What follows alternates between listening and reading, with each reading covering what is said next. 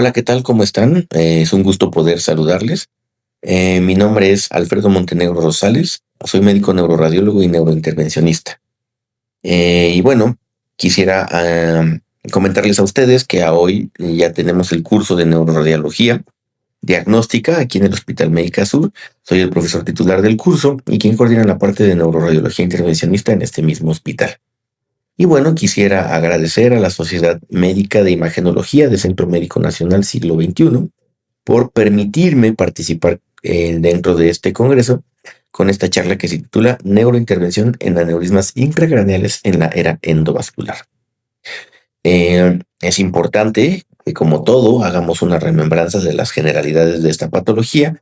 Y bueno, si bien está descrito que la incidencia aproximada de los aneurismas intracraneales es del 4%, en los últimos años se ha visto un incremento en los estudios de neuroimagen y esto ha permitido que se detecten los aneurismas, ¿no? Y por lo tanto ha incrementado el tratamiento de aneurismas no rotos.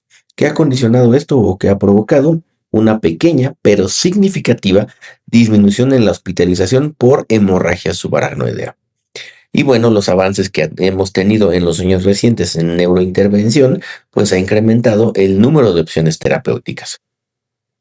Hablando también de generalidades, es importante saber que los aneurismas intracraneales son el segundo hallazgo incidental más común solo por debajo de los meningiomas, que si bien la mayoría son pequeños, y esto es que son tamaños menores de 6 a 7 milímetros y se pueden considerar estables, pues llegan o son responsables hasta del 80% de las hemorragias subaracnoideas espontáneas. Y en este 80%, un tercio de estos pacientes no van a sobrevivir y otro tercio de estos mismos pacientes van a tener secuelas que se pueden considerar severas. Y como esta patología tiende a presentarse en edades de personas no mayores, es decir, entre 40 y 60 años, pues consideramos que esto tiene un impacto global importante porque es gente en edad productiva que si sufre una hemorragia subaracnoidea y tiene secuelas severas, pues se va a quedar en cama, ¿no? Entonces esto disminuye de manera significativa la calidad de vida. Si se fijan, aquí en este esquema les muestro cuál es la localización más frecuente de los aneurismas. En un 30%, el segmento comunicante anterior. En segundo lugar, el segmento comunicante posterior con 25%. Después la bifurcación de la arteria cerebral media y así algunas otras localizaciones menos frecuentes como arteria carótida interna, el tope de la basilar, el origen de la arteria cerebelosa posterior inferior y a nivel pericalloso. Estas son las morfologías principales, ¿no? Pues, la mayoría de los aneurismas son saculares, como lo ven ustedes en la imagen. Obviamente también tenemos aneurismas fusiformes, que ahorita voy a ir explicando cada una de las características de esto. También aneurismas disecantes y trayectos dolicoectásicos. Si se fijan, e incluso en este esquema, pues la relación de la morfología está en relación con la localización más frecuente de este tipo de aneurismas. Vamos a la parte sacular. Si se fijan, es el tipo morfológico de aneurisma más frecuente. En promedio, el 90% de los aneurismas intracraneales van a tener esta morfología que se considera en forma redonda o de valla y pueden ser en la mayoría de los casos hasta en 70-75% solitarias. Característica importante, se origina en las primeras ramas del polígono de Willis o del círculo de Willis, como ya lo vimos en una imagen previa, y también es característico que puedan tener cuellos estrechos o anchos, ¿no? Importante, y lo vamos a ver hacia adelante en la presentación, pues cómo es que se tiene que generar un reporte radiográfico para que también nosotros podamos tener una adecuada caracterización de los hallazgos que se están describiendo en los estudios de imagen, como la distancia de domo-cuello o la profundidad, el cuello y obviamente el origen o el vaso paterno, ¿no? Vean ustedes esta imagen, un paciente con hemorragia subaracnoidea, si bien bilateral en la cisura de Silvio, un poco más amplia en el lado izquierdo. Cuando se hace la imagen de angiotomografía, se identifica este aneurisma en el tope de la arteria carótida y esta es la imagen angiográfica. Este paciente recibió un tratamiento endovascular con COIS y este es el resultado final inmediatamente post tratamiento. Ahora, aneurisma fusiforme. Esta es una dilatación circunferencial, como lo podemos ver en las imágenes, de un segmento arterial. Aquí no se hay un cuello como tal específico y se asocian a menudo, como se ve en esta imagen, a ateroesclerosis.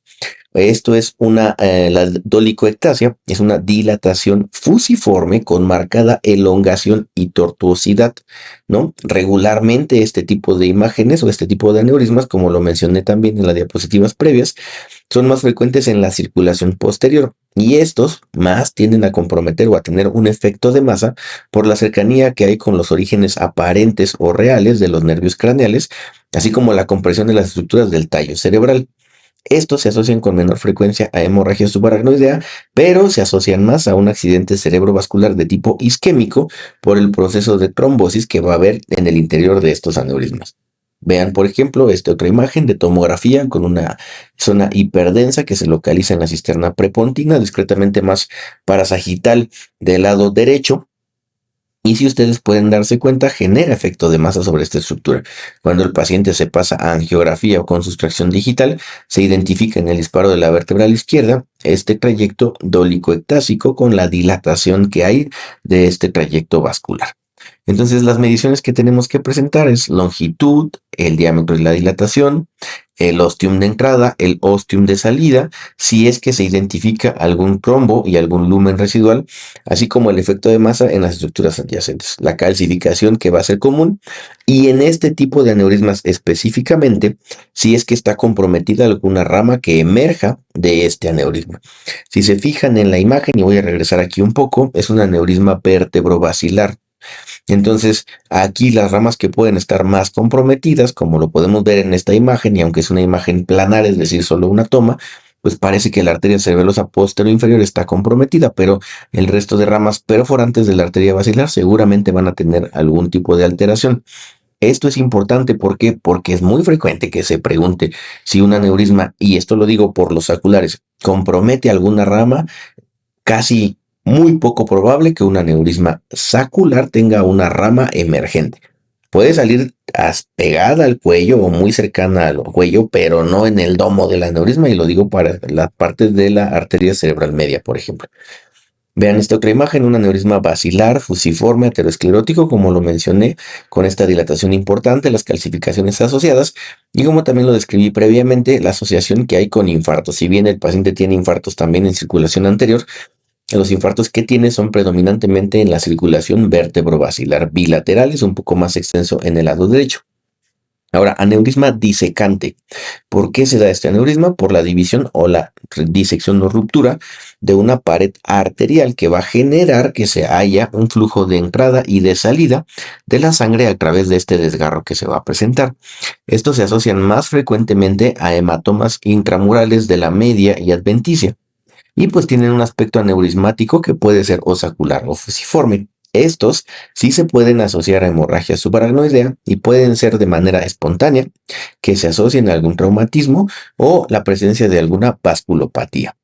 En pacientes que se presenten con una hemorragia subaracnoidea grave y que en la imagen angiográfica no se identifique como tal la presencia de un aneurisma, se debe realizar una búsqueda cuidadosa para encontrar este tipo de aneurismas pequeñitos, ¿no? Vean este otro caso de un paciente que llega, bueno, esto ya fue después, se confirmó, perdón, la presencia de este síndrome y la cefalea no aparecen. Vean cómo en las imágenes de angiotomografía se identifica un cambio de calibre muy pegado bueno, en la arteria vertebral, en esta imagen lateral del lado derecho, muy cercano al origen de la arteria cerebrosa posterior inferior, y vean cómo se ve ensanchada esta porción proximal, como lo menciono aquí abajo.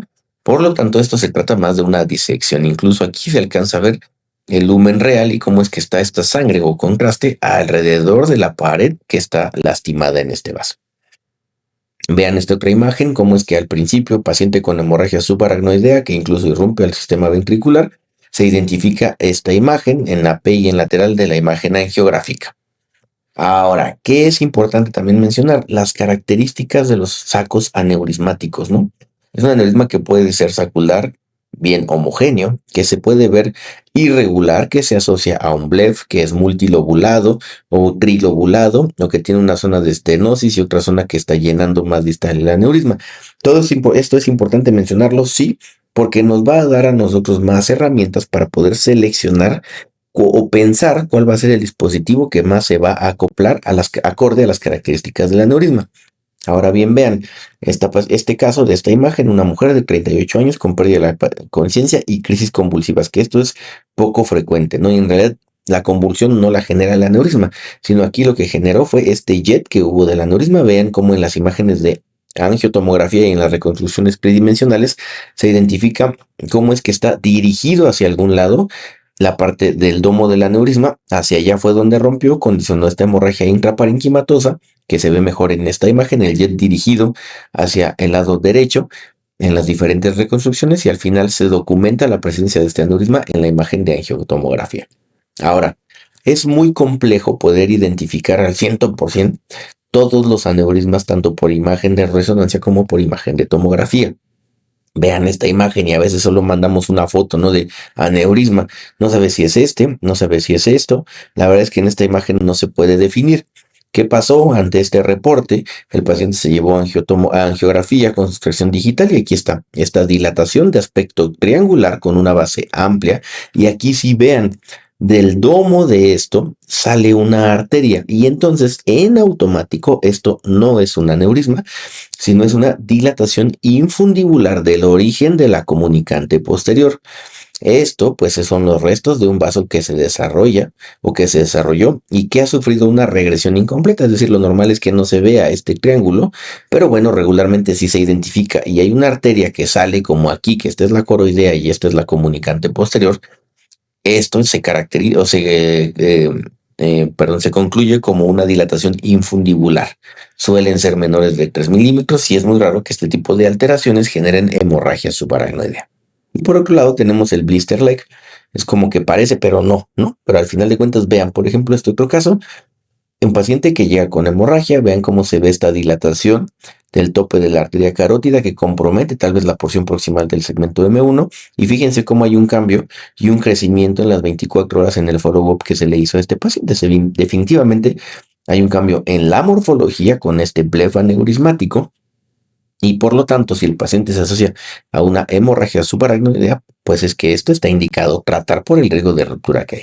Vean este caso, 63 años, hombre, agricultor, con algunos antecedentes de diabetes, hipertensión, y que presenta cefalea en trueno 8 de 10, predominantemente derecha, que no condiciona pérdida del estado de alerta, pero acude a valoración por médico. Desde la imagen de tomografía, nuevamente vean esta calcificación que no es normal que esté, que se asocia a una imagen hiperdensa, irregular, bilobulada parece. Estas son las reconstrucciones, como esta calcificación no tiene nada que hacer, no está en el parénquima para pensar que sea un cisticerco, por ejemplo, y entonces lo que hacemos nosotros es complementar con la imagen de angiotomografía. ¿Para qué?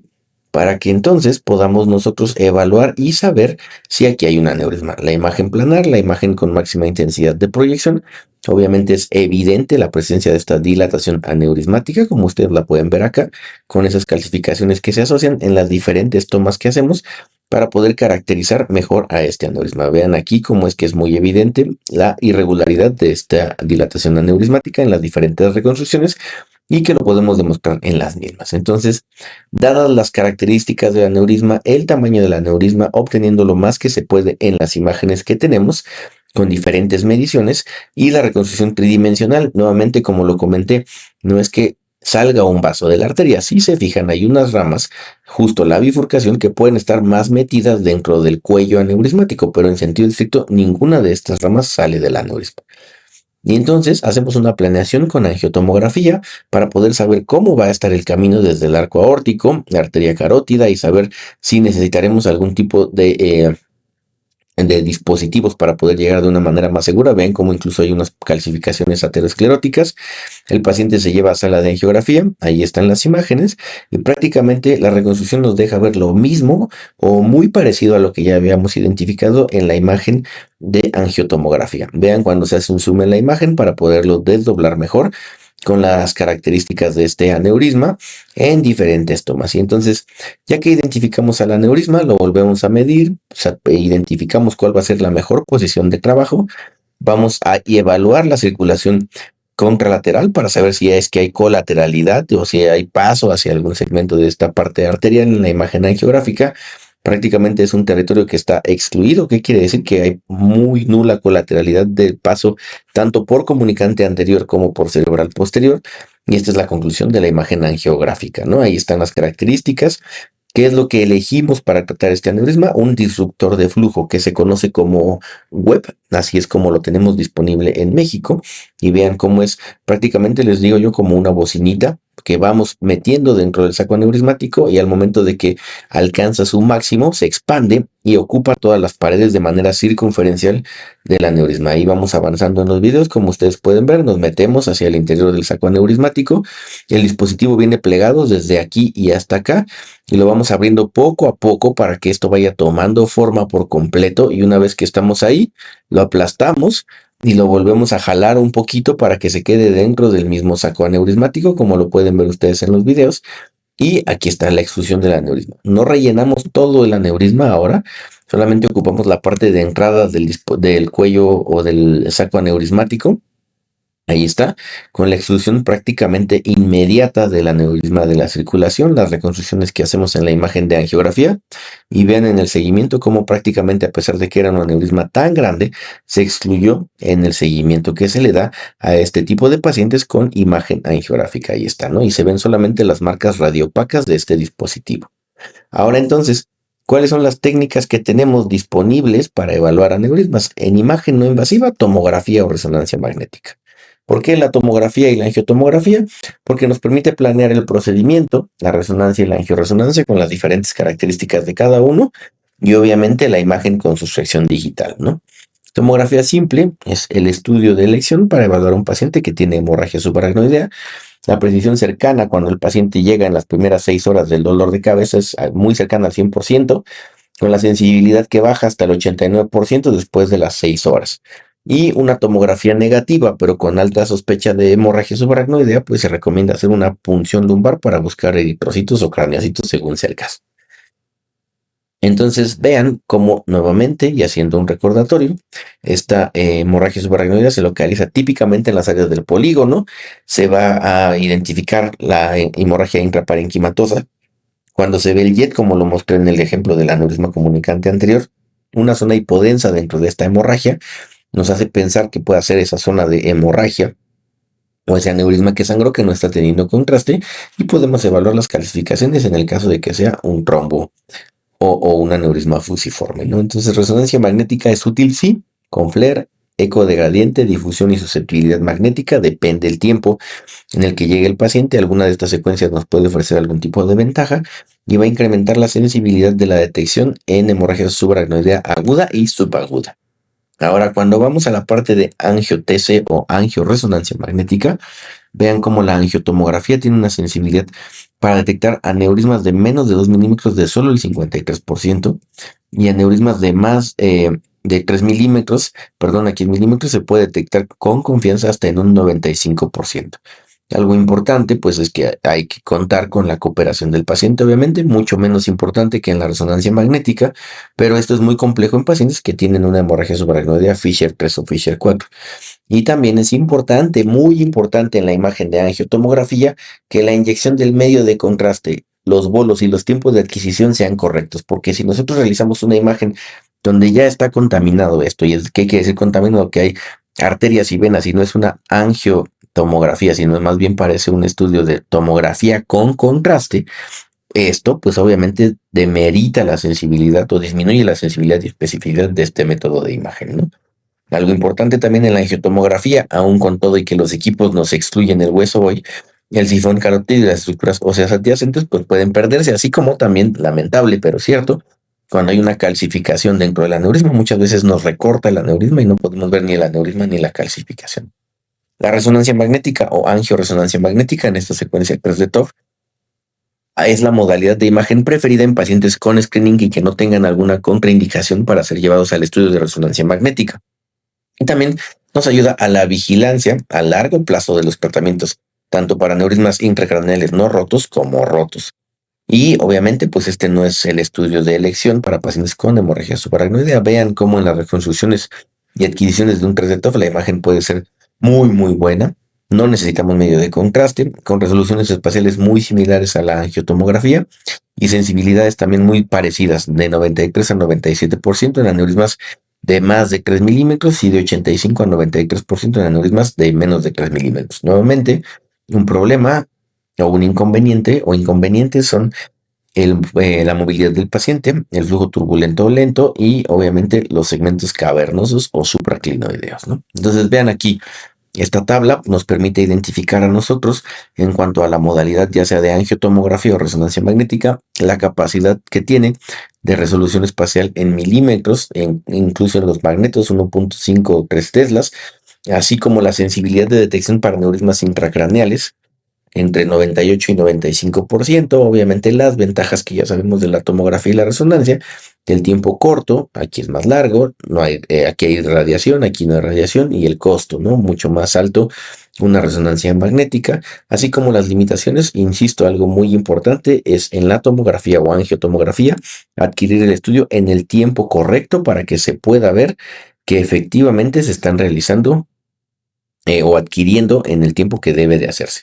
Ahora, la pared vascular la podemos ver reforzando, sí, como parte de un proceso inflamatorio, y lo vemos en esta imagen de resumen, donde se activa este proceso inflamatorio, la inflamación continúa y se perpetúa. Después de esto hay una degradación de la pared muscular y esta inflamación que es constante o sostenida a lo largo del tiempo puede provocar que el aneurisma se rompa, ¿no? Entonces, nos permite identificar la imagen de sangre negra con medio de contraste, aneurismas que sean inestables y con estados inflamatorios y por lo tanto tengan un alto riesgo de ruptura. Sí, esto lo podemos hacer con la imagen de resonancia magnética y sobre todo dentro del contexto de pacientes que tienen aneurismas múltiples que pueden ayudarnos a identificar cuál merecería la pena tratar y cuál no merecería la pena o hay más riesgo por intentar tratarlo, ¿no?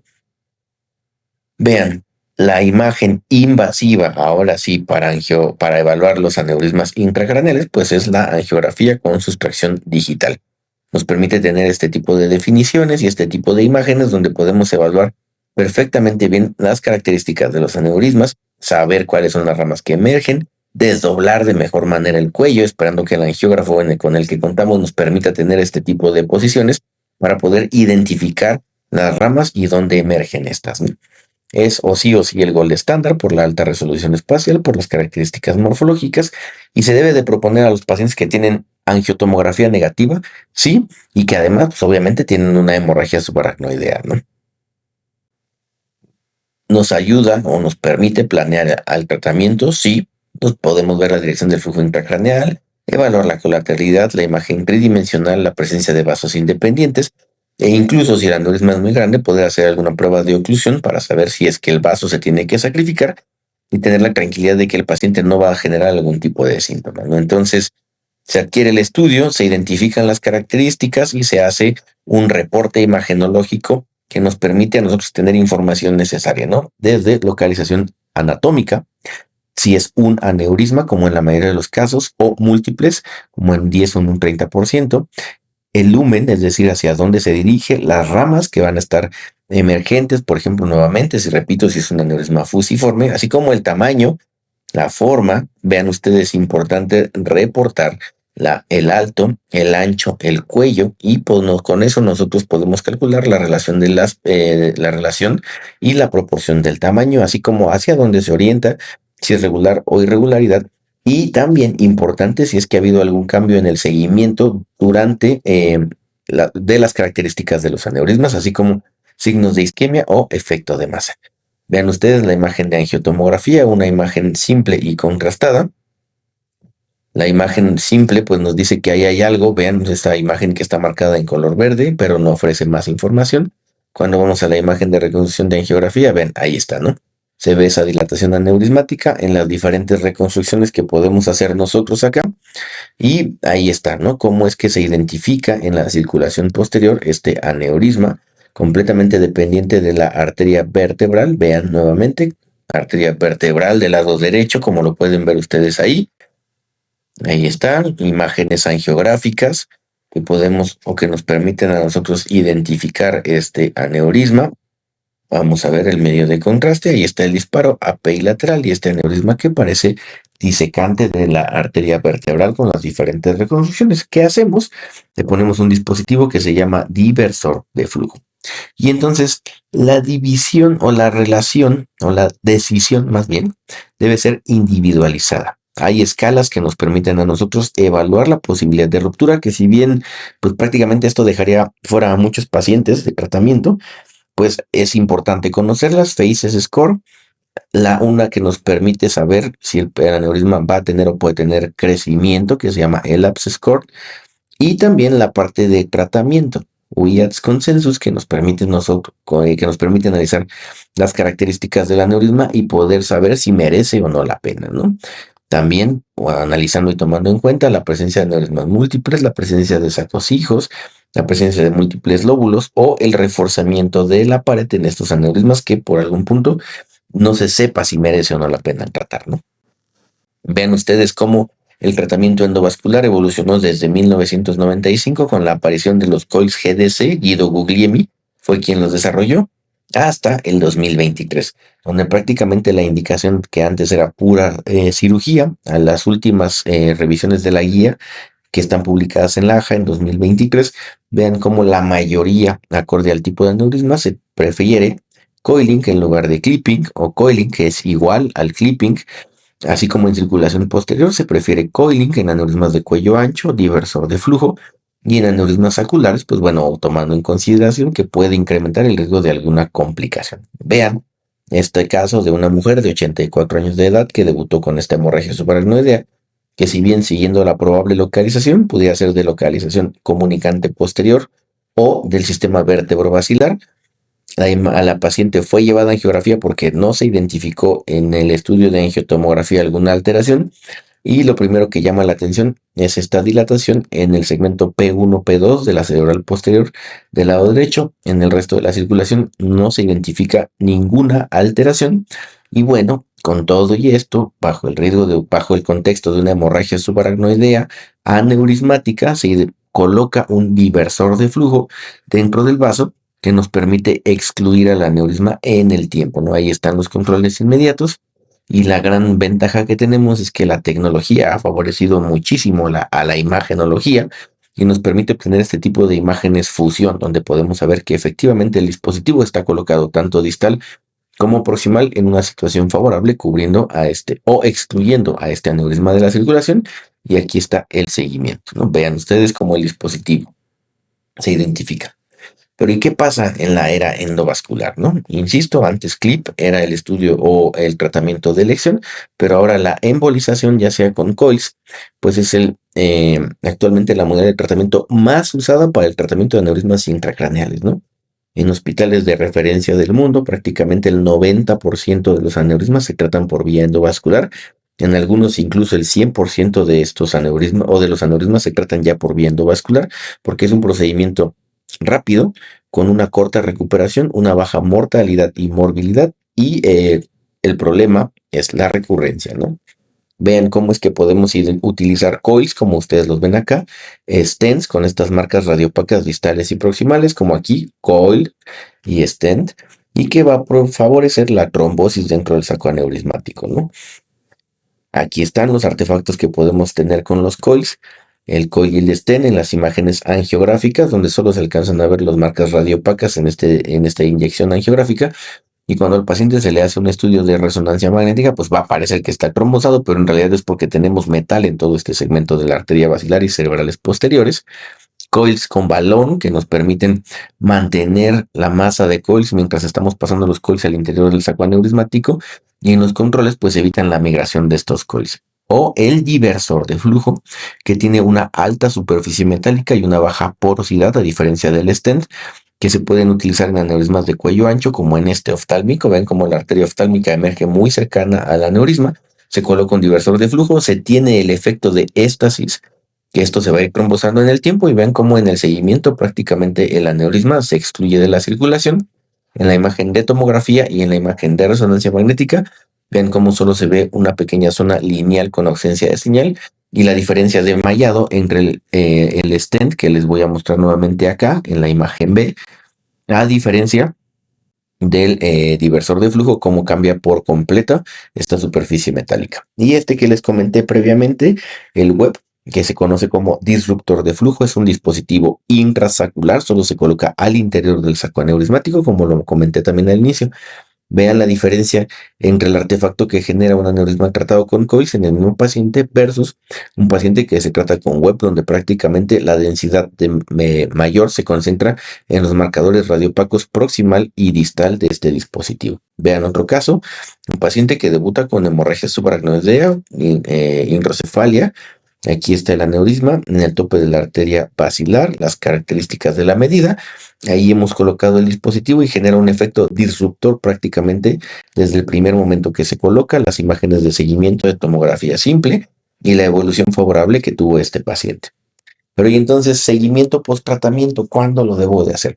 Debe de ser más estricto durante el primer año porque es más probable que en este primer año exista la mayor cantidad de recurrencias y puede ser más frecuente si hay datos de riesgo, ¿no? Obviamente en pacientes que tengan hipertensión, tabaquismo, que no sean mal controlados, que no hayan dejado de fumar, pues esto los pone bajo mayor riesgo, ¿no? Lamentablemente no está estandarizado para los métodos de tratamiento y es importante conocer o saber cuándo podemos nombrar un aneurisma estable y cuándo tenemos que evaluar la evolución. Vean, el seguimiento regularmente se hace a los 3, a los 6, a los 12, a los 24 meses y a partir de ahí cada 2 años, 3 y 5 años, ¿no? Entonces, en la evolución tenemos que ver si hay una aparición o crecimiento de un cuello residual o si hay francamente un aneurisma residual. Y acorde a esto podemos utilizar angiografía por sustracción digital para llevarlo hasta cierto periodo de tiempo donde ya tengamos la tranquilidad. Si el hallazgo se hizo por un método no invasivo, ¿qué quiere decir angiotomografía o resonancia magnética? O sí se sugiere realizar angiografía con sustracción digital para verificar y estimar adecuadamente este riesgo. Y esta es la clasificación que se utiliza de manera general cuando embolizamos con coils. Vean cómo un clase 1 es que prácticamente no hay ningún tipo de de residual. Y así es que vamos viendo cómo hay residual en el cuello, cómo hay residual al interior del saco aneurismático y cómo es que hay un residual que está entrando nuevamente y compactando esta masa de coils. Vean estas imágenes, angiotag, aneurisma comunicante anterior, coileado, incluso aquí se ve un residual, incluso por aquí atrás. Y en la imagen 3D TOF se identifica cómo hay un llenado en el seguimiento, se lleva angiografía y efectivamente en la zona que quedó necesitando más coils desde un inicio de tratamiento es que se reblandeció y aquí ya hay una recanalización franca, ¿no? Se sugiere que se haga con resonancia o con vaso CT y de no encontrar alguna característica que sugiere alguna característica que sugiere recurrencia, pues considerar CT. Vean cómo es que también tenemos la sensibilidad y especificidad tanto del TOF como de la resonancia magnética con contraste para poder saber, acorde a las publicaciones que hay en las diferentes revistas, cómo va mejorando en algunos casos la sensibilidad del 3D TOF y que incluso se mantiene en la resonancia magnética con contraste, como lo podemos ver en la parte de en medio, ¿no? Vean imagen angiográfica con un aneurisma residual, imagen 3D TOF, donde se ve el residual y nuevamente en la máxima intensidad de proyección de este TOF se identifica ese residual y lo mismo en esta otra imagen, ¿no? Vean con diversores de flujo, si es que hay flujo intraluminal, aquí se alcanza a ver la ausencia de señal por este dispositivo metálico, se alcanza a ver la entrada de flujo a este aneurisma residual y obviamente pues se corrobora en los diferentes estudios de imagen que efectivamente el paciente tiene residual, ¿no? Vean ustedes cuál es mejor o sí, no importa el material que se haya utilizado, coil, stent, diversor de flujo, disruptor de flujo, angiografía por sustracción digital, con las ventajas que puede ofrecer el 3D TOF aquí o la resonancia magnética con contraste para podernos identificar mejor si el paciente tiene un aneurisma residual, ¿no?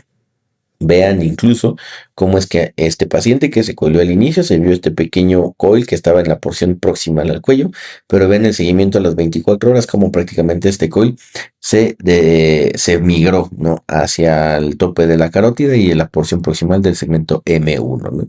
Y estas complicaciones como la migración intraprocedimiento se dan en los primeros días en el 2 al 6% de los casos. O el cuello residual, por ejemplo, vean este aneurisma un poco para sagital a la izquierda, se pone un web. Desde aquí se ve que el contraste está entrando y que el dispositivo alcanzó su mayor amplitud, por lo tanto este paciente iba a ser un aneurisma residual ¿Qué pasó en el seguimiento? Se compactó el dispositivo y tenemos este cuello residual. Entonces toca retratar a este paciente, ¿no? Este otro, vean cómo, por ejemplo, eh, se identifica esta dilatación aneurismática en el lado izquierdo.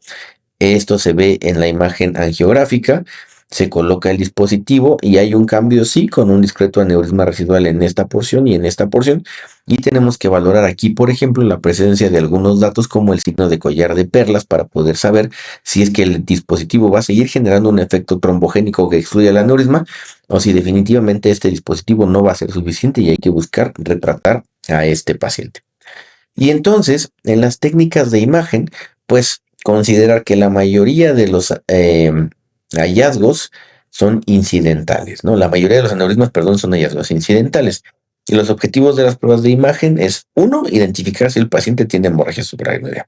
Dos, combinando las características de los estudios de imagen, el tamaño, la localización y la morfología de este aneurisma, y valorar cómo es que está la vascularización cerebral adyacente, incluidos los signos de vasoespasmo, aterosclerosis, desplazamiento o la incorporación a la pared del aneurisma, así como demostrar cualquier otra patología y la evaluación tras el tratamiento. Bueno, pues esto es todo lo que tengo que compartir con ustedes. Les agradezco la atención que hayan puesto a este tema. Nuevamente, neurointervención en aneurismas intracraneales en la era endovascular. Quedo a sus órdenes.